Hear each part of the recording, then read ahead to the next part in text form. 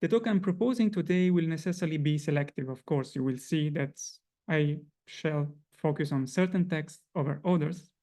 My aim is to offer some reflections on the heuristic value that the study and exploration of animal bodies held for Greek intellectuals, physicians, philosophers, and writers in the formation of medical knowledge, particularly in the field of anatomy. This field did not necessarily develop within a comparative anatomical framework that sought to systematically examine the anatomical structures of various non-human species.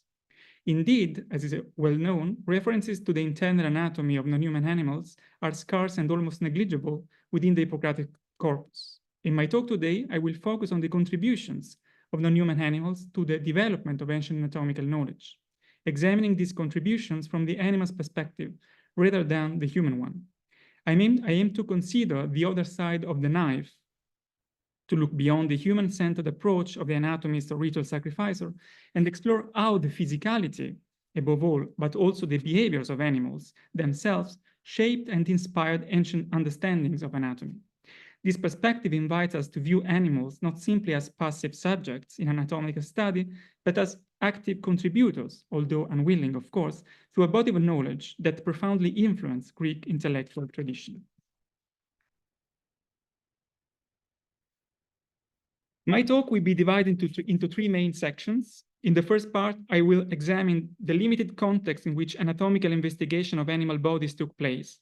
Here, I will explore the cultural practices that may have supported such investigations, as well as the knowledge and techniques developed for the killing of animals that aim to optimize and diversify anatomical examination.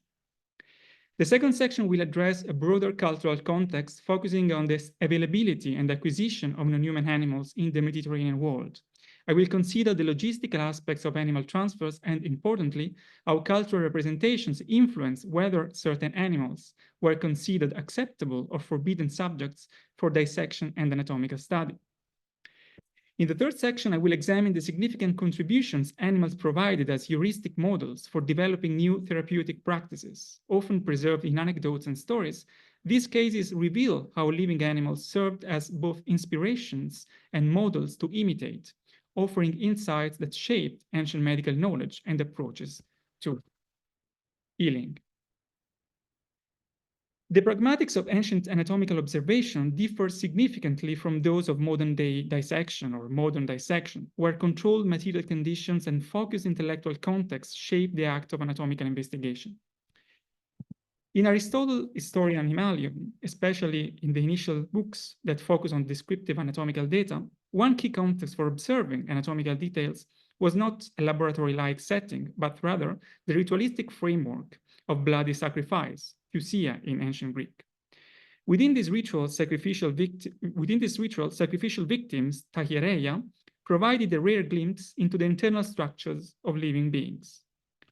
Through the actions and scrutiny of ritual sacrificer, these sacrificial ceremonies inadvertently became occasions for anatomical insight, linking sacred practice with empirical observation in ways unique to the cultural and religious practice of ancient Greece. As you can see on the screen, in this passage, Aristotle, potentially drawing from first-hand observation, but more plausibly relying on documented accounts or oral traditions that preserve details of ancient ritual acts, discusses the nature of the gallbladder, pole in ancient Greek. Notably, he questions whether this organ is truly essential to the organism function. This problematic question, a real aporia, about the gallbladder's teleological role, leads Aristotle to propose that it may be a byproduct of surplus organic material, akin to bodily wastes, it terms peritomata, leftovers, such as urine, for example, or other excretions. His insights into the gallbladder's distribution in living beings among species seem grounded in the ritual slaughter practices of sheep and goats typically sacrificed, for example, on the island of Euboea, as you can see on the screen, underscoring how ritual sacrifice informed anatomical understanding in ancient Greek thought. In this slide, you can see how Aristotle collects his examples from two different areas, the Naxos area and the Euboea Islands. And in these two different locations and geographical sites, Aristotle documents two differences in the anatomy of the same animals, of the sheep. In this case, for example, in Eubea, according to Aristotle, or according to his informants, the sheep would not have had a kind of gallbladder or something like that. On the contrary, in the location of Naxos, the gallbladder would have been like very, very prominent. And here, let's say the examples are taken explicitly from sacrificial victims and Tusia and the sacrifice ritual. The ritual context of bloody animal sacrifice with traditional methods such as slitting the throat and opening the rib cage to extract organs can significantly compromise the accuracy and precision of anatomical observation. The structured protocols of Greek traditional and sacrificial rites involving specific methods of killing and handling organs for cooking or offering to the gods rarely provide the optimal condition required for detailed anatomical study. Aristotle is acutely aware of this limitation. In his Historia Animalium, toward the ending part of the first book, he addresses potential inaccuracies that arise from ex situ examination of organs, errors likely made by physicians or philosophers, once organs have been removed from the body. This observation highlights Aristotle's awareness of how the conditions of sacrifice may lead to anatomical misinterpretation. Here, it's very clear that Aristotle is referring to a practice which normally was practiced, let's say, in the sacrifice rite. You can see here the participle exeremenus referred to the lungs that we will meet again. And this participle exeremenus, it's really a clear sign of the fact that the organs were used in a way or another for observation, for like ritual practice, once they were like extracted from the body. Aristotle attributes in this particular passage the misconception held by some that lungs are bloodless organs to the rapid loss of blood these organs experience upon extraction, especially in the aftermath of the animal's forceful killing. Within moments or even seconds, the lungs, like other vital organs, are largely drained of blood. This phenomenon is tied to the sacrificial practice of removing the splanchna, the internal organs, the crucial viscera for ritual, which includes, among others, the heart, lungs, liver, and spleen.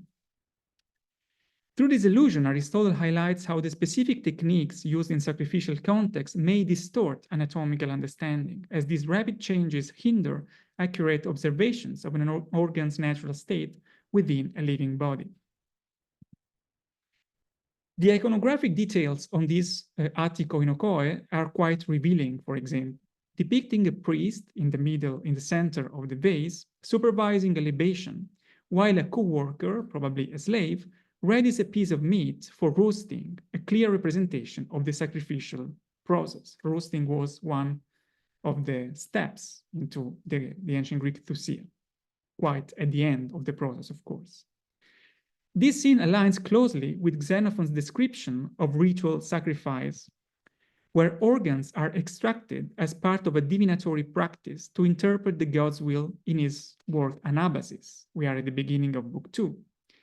Here, Xenophon notably employs, again, as Aristotle in the History of Animals, as we saw before, the participle exeremena from the verb exaireo, emphasizing the organs as taken out, extracted for this purpose. So in order to be observed and analyzed by the diviner. This linguistic and visual evidence highlights the ritualized handling of animal parts during sacrifices in ancient Greek culture, at least in the classical period, underscoring both the procedural and symbolic significance of organ extraction. The challenges associated with observing and accurately describing anatomical structure, both concepts encapsulated in the Greek term theoria, are explicitly acknowledged by Aristotle, particularly concerning the intricate network of blood vessels. Following the doxographic section in the early pages of Book 3 in the History of Animals, where he outlines the anatomical accounts of the heart and blood vessels from early physicians, Aristotle notes that achieving a precise depiction of the vascular network necessitates the method of strangulation after subjecting the animal to an extended period of food deprivation, proleptunein in ancient Greek. Here you can see all the most important terms in this passage by Aristotle. Aristotle is just reminding that the weird and strange representation of vascular networks given by other physicians or other philosophers were inaccurate, of course, and the reason of this inaccuracy in the perception of the vascular system, of the vascular structure. So the problem with the theoria, which is the observation and the recognition at the same time, is really related to the method of, let's say, analysis. Of course, what Aristotle proposes, we don't know if he was the first one to propose it. It's not to, of course, to slaughter the animal from the throat, and so to cause exsanguination of the animal, but it's, let's say, another method which, first of all, consists of, let's say, putting the animal in deprivation of food for a long time, and then to kill them by strangulation.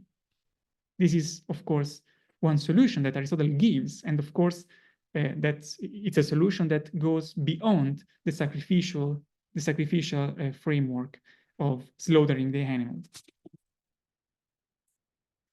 The significance of killing the animal and the meticulous examination of various techniques involving violence and trauma to the animal body are systematically articulated in several passages of Galen's extensive medical writings as well.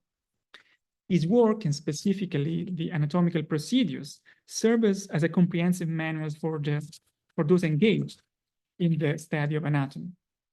In one notable passage, Galen observes that the considerable distance separating the lungs from the diaphragm in the deceased or in the dying animal remains unaffected by the method employed to kill the living specimen. Despite this, he enumerates several potential methods of killing, ranging from strangulation, as we saw in Aristotle, to drowning. Galen does not differentiate among these techniques in this particular context. However, it appears that a distinction exists between those methods more closely associated with anatomical investigation and those rooted in sacrificial practices. The latter are characterized by methods such as severing the jugular and carotid vessels or delivering a fatal blow to the base of the animal's neck. This technique is also prominently depicted in Greek iconography, where the axe strike to the back of the head of a sacrificial ox is a recurring motif in iconography. This distinction underscores the complex interplay between the imperatives of anatomical research and the ritualistic context within which these practices could be and were often situated. Here you have really quite large panorama of the different ways of killing animals. You have the technique by drowning, so enhudative nixantes.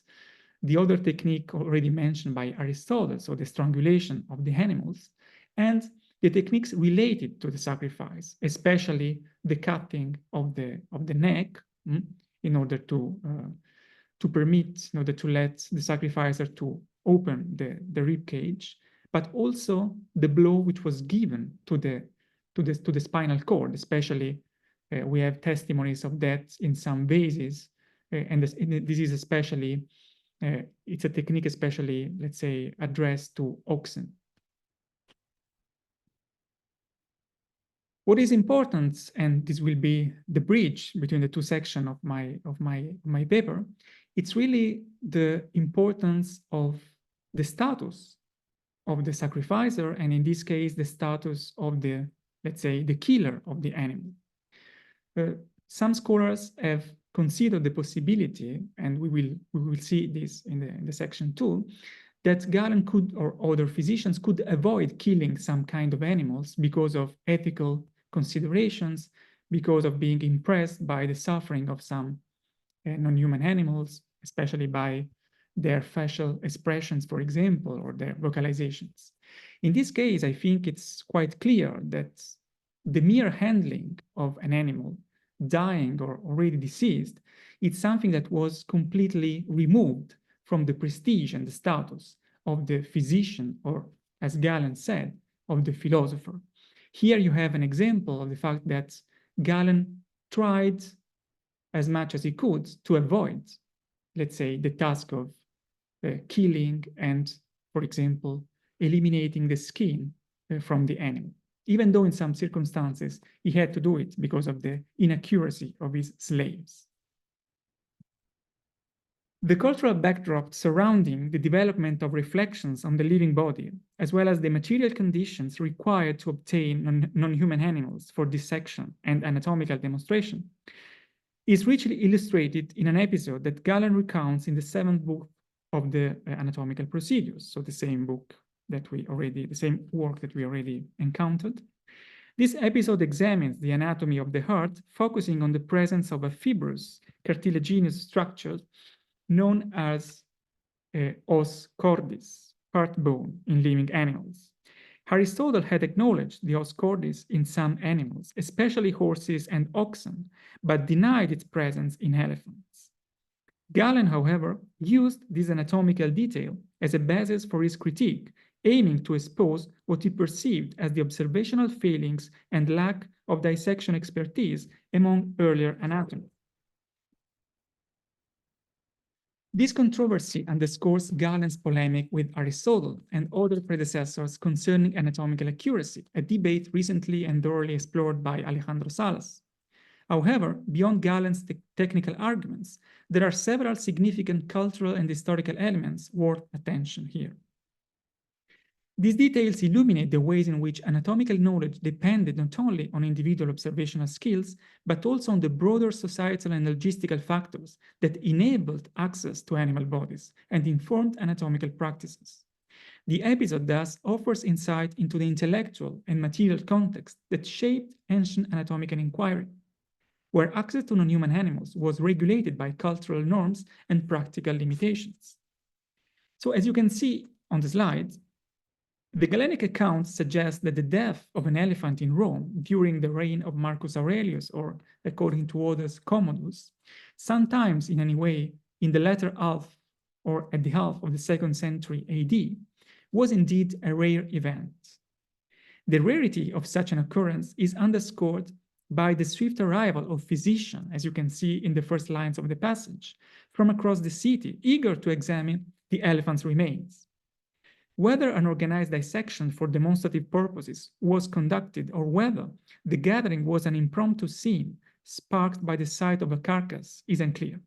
It appears more likely that the physician capitalized on an informal opportunity, seizing the chance to observe and discuss the corpse as the emperor's servants, the mageiroi, or slaves responsible for butchering services, attempted to dispose of the body, possibly by cutting it into parts for easier handling. In this lively, almost chaotic setting, Galen recounts how he had to send some of his pupils, some of his students, to request, and this is very important, with due politeness, parakalein, permission to retrieve the heart for study. This scene offers a fascinating glimpse into the pragmatics of anatomical investigation in the ancient world, where anatomical access was as much a matter of circumstance as it was of systematic planning. Galen's account highlights how comparative anatomical research in the ancient world depended significantly on the availability of non-native animals, or non-autochthonous animals, such as elephants, for example, whose access in the Italic region was extremely limited. So in the previous passage here, always in anatomical procedures, you have the famous list of the 6 typologies, I would not use the term species, of animals that could be, let's say, considered as the most fruitful and important in the work of the anatomist, according to Galen. First of all, you have the monkeys, or especially the human-like monkeys that Greek called pithekoi. Then you have other kind of monkeys which are characterized by the fact of having a clavicle. Probably they are the other species that were, let's say, available in the Mediterranean world, or perhaps also in India, we are not sure. For example, the baboon or some kind of Chlorochaebus species specimen. And then you have birds, you have carnivores, probably wolves, you have pigs and the same or the same kind, the whole-hoofed animals, for example, horses, and the sixth is the ruminants. You don't have elephants, for example, here, even though Galen, let's say, immediately after says that elephant could be a very good example and a very good animal to dissect. So the reason why Galen does not put elephant into this list is exactly dependent on, let's say, objective limitation of having animals in the imperial period, but probably also because of other cultural, let's say, reasons. So the ongoing debate regarding the presence of the Dioscordis in the elephants was thus not only a scientific issue, not only a, let's say, a medical issue, but also deeply embedded in the specific cultural and logistic realities of early imperial Rome. The scarcity of opportunities to dissect an elephant stemmed from both practical and cultural factors. From logistical difficulties in acquiring such animals, as you can see here in some depictions, which are quite late, but it's quite clear the difficulty and the, let's say, the hard time you have to spend in order to, let's say, capture elephants and to embark them in boats and then transfer it till Italy and especially to Ostia. So from logistical difficulties, I was saying, in acquiring such animals, to cultural attitudes shaped by events such as a particular one, for example, the notorious hunt organized by Pompey the Great in 55 BC. In that episode that you can see in the slide, the spectacle at the Circus Maximus ended abruptly with public outrage, as the audience was profoundly moved by the elephant's own expressions of grief. We have a venatio, kind of hunting performed by some slaves and, of course, by the elephant, even though the elephant were not very much willing to perform this spectacle of hunting. The crowd's response to elephant's grief was so intense that it effectively halted further attempts at staging such bloody displays with elephants. This collective reaction set a precedent, creating a cultural climate that further restricted the sanctioned killing of elephants and consequently limited anatomical study of these animals in Rome, we can imagine. Galen's report thus underscores our anatomical knowledge in antiquity was shaped by the convergence of medical, of course, but also cultural and ethical considerations, as well as by the unique status and perception of specific animals in the Roman world. The case of the elephant is quite peculiar, but I think it's quite interesting because it collects many, let's say, many perspectives on the same animal. The transportation of elephants to Rome was undoubtedly complex, and their legal protection appears to have been overseen by imperial authority. Unlike other dangerous animals, such as bears, lions, or other big cats, documented in, for example, in the Edictum de Feris, which was a legal document from the middle, late Republican period in Rome. So, as being privately owned by wealthy Romans, elephants are notably absent from this list in records from the mid to late Republic. So in this Edictum de Feris, we don't have the mention of elephants among the wild animals that wealthy Romans could acquire. We have lions, we have other big cats, but we don't have elephants. By the early imperial periods, elephants brought to Rome were generally part of the emperor estate, underscoring their special status within Roman society. This imperial oversight extended beyond ownership to the care and management of elephants, as seen in this 1st century AD inscription that you can see on the screen, honoring Claudius Peclator, a freedman of the imperial household who was appointed to oversee the acclimatization, breeding, and care of these animals. This inscription provides rare evidence of dedicated officials within the imperial household entrusted with elephant welfare. The reluctance to exploit certain animal bodies in anatomical demonstration is highlighted in Galen's avoidance of using monkeys, for example, for specific experiments on the phonation system. Galen preferred to perform these vivisections on pigs or deers rather than monkeys, particularly in cases where he needed to block thoracic muscles to inhibit vocal production. Avoiding monkeys in this context was, according to Galen, due to the disgusting spectacle, eidechtes theama in Greek, it would create. You have the text on the slide. Scholars in the past have suggested that this decision reflects an awareness of the discomfort that both Galen and his audience might feel when witnessing the suffering of an animal whose vocalizations and facial expressions are strikingly human-like, thus making the experiment more disturbing, of course. This aversion may imply a nuanced ethical consideration within ancient anatomical practice, as the visual and auditory responses of the monkey, being too close to a human, would have made such demonstrations, such epideixes, particularly unsettling. As I argued in a paper several years ago, Galen's avoidance in using monkeys in certain anatomical demonstrations appears to stem not from ethical concerns, at least it's my opinion, or sensitivity to animal suffering, but rather from other culturally rooted considerations, specifically beliefs surrounding the monkey as an ill-omened creature, combined with the public nature of such demonstrations, where the physician's reputation was at stake, seem to underlie this choice. Galen's writing, especially in the De Usu Partium, on the other side, further clarify his view of the monkey,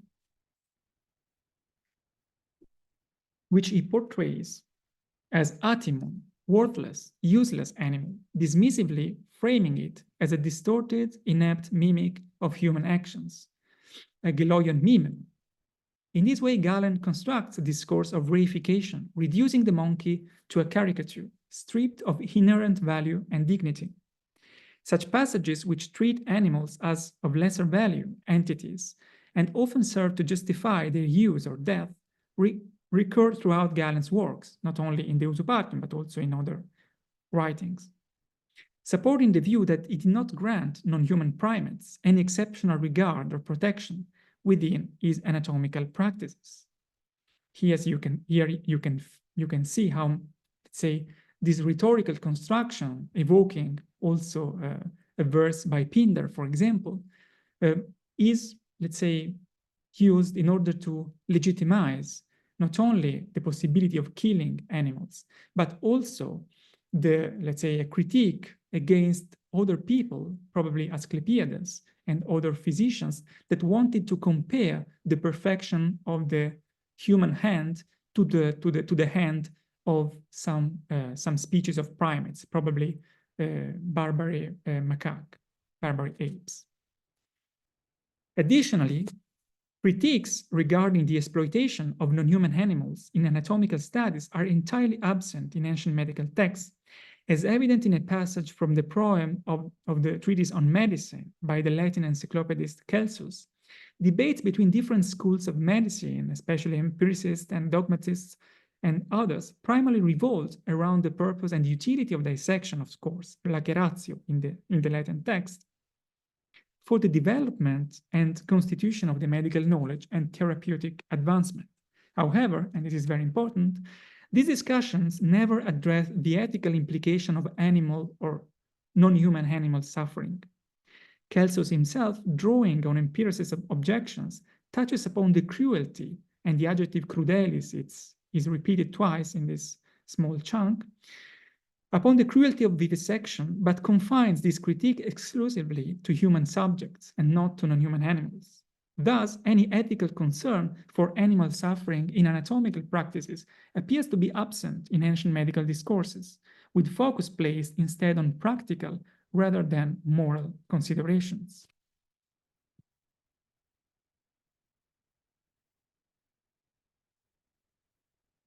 Non-human animals in ancient texts were not merely passive subjects of ritual slaughter or anatomical examination, by practitioners, physicians, philosophers. In certain cases, literary accounts and technical scientific prose reveal animals as active participants in therapeutic processes, sources of inspiration for specific medical practices, and even bearers of an intuitive understanding of self-care. These texts present animals as possessing a kind of wisdom about their own well-being, elevating their role in ancient medical and philosophical traditions from mere specimens to often unwilling collaborators in the healing arts. In cultural representations, anecdotes within didactic and encyclopedic texts, such as Pliny's Natural History or the Pseudo-Galenic Introduction to Medicine or Physician, Iatros in Greek, highlight the animal origins of various therapies and cures, rather than seeking historical accuracy, which I don't think is very interesting. These stories, quite on the contrary, serve rhetorical and pragmatic functions, underscoring the notion that non-human animals might possess an innate awareness of healing practices and exhibit behaviors indicative of self-care. This mastery of nature ascribed to animals reinforces the idea that humans could construct therapeutic approaches based on animal models, drawing from observed behaviors or dietary habits expressed and shown by animals. For instance, the Pseudo-Galenic account that you have here on the screen attributes the origin of cataract treatment to Egyptian physicians inspired by goats, which, by using a thistle plant specimen, were capable of dissolving cataracts and restoring their vision ability.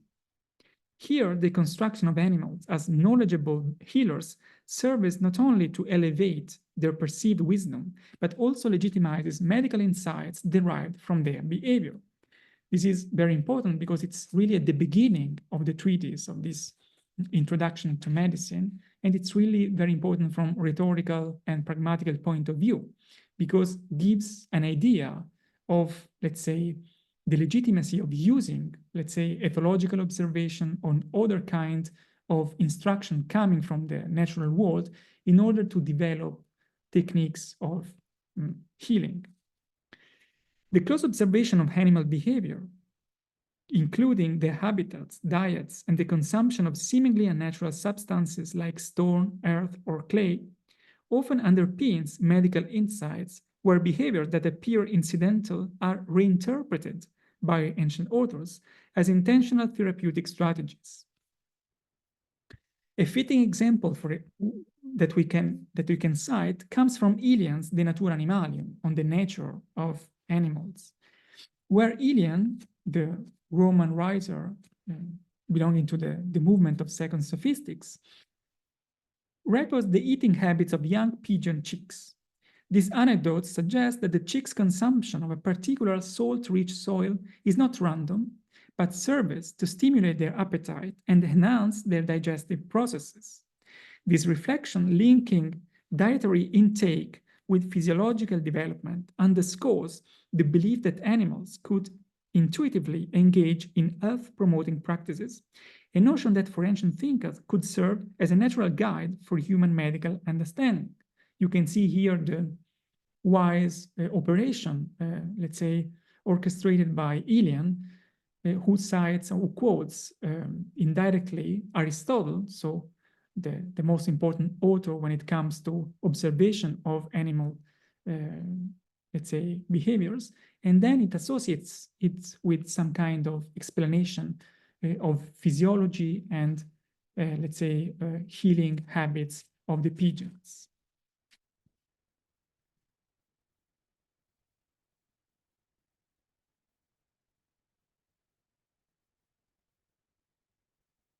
In some therapeutic practices described by Pliny in his Naturalis Historia, the living bodies of animals themselves played or could play a direct role as healing agents within complex rituals. For instance, Pliny details how the prolonged application of very young dogs to the abdomen, maintaining this contact for 3 days, as you can see in the Latin part highlighted, was believed to alleviate digestive issues and intestinal pain. This practice reflects ancient beliefs surrounding the This practice reflects ancient beliefs surrounding the transfer of ailments through physical contact and fluid exchange, underpinned by the notion that disease could be drawn out or neutralized by this direct, sustained connection with a living organism.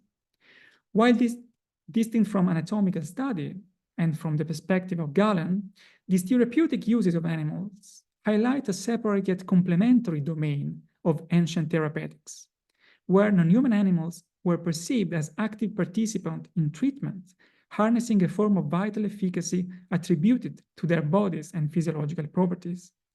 This form of healing exemplifies the cultural entanglement of belief, rituals, medicine in the ancient world, far beyond the distinction between magic and rational medicine, where remedies extended beyond herbal and mineral prescriptions into the realm of living, animal-based therapeutics.